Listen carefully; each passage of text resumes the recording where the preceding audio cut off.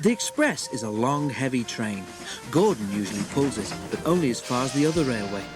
Another engine takes the coaches from there to London. It is an important train too, and must always run whatever happens.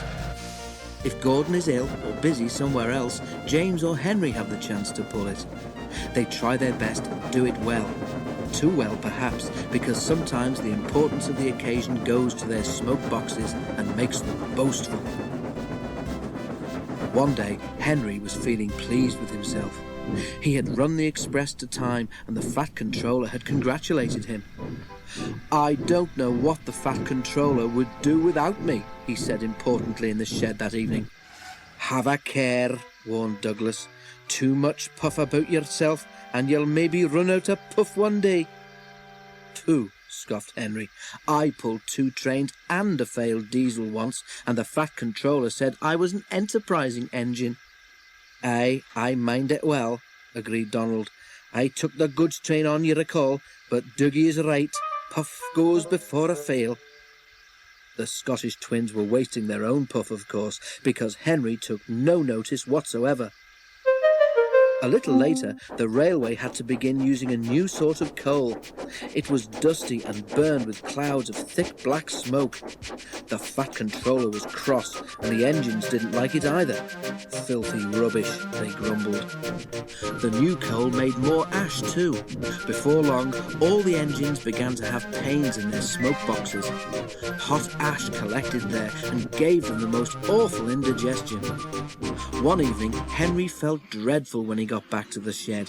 His fireman had to clean an enormous pile of ash from his smoke box before he felt better. But the next day, Henry could not make steam properly. He struggled to Edward Station, but could go no further.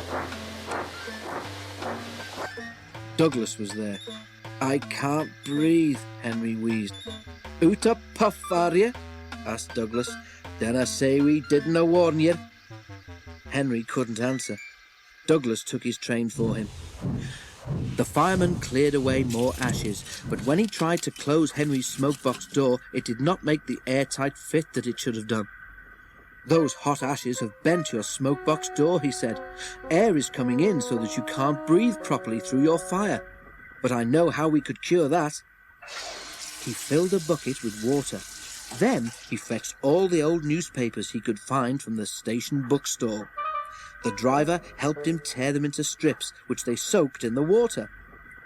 "What are you doing?" asked Henry anxiously. "Making something called papier-mâché," explained the driver. "When this paper is soggy enough, we shall paste it in your air leak so that you can breathe better. It won't last forever, but it will get us home." "Oh," said Henry unhappily. His driver was right. When the job was done, Henry felt much better, and even the driver and fireman were surprised how well he steamed. "We'll have to get the Fat Controller to make it permanent," they joked.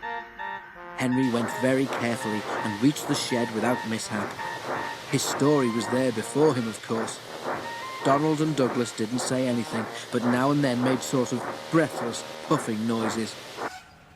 Henry thought they must have a very odd sense of humour.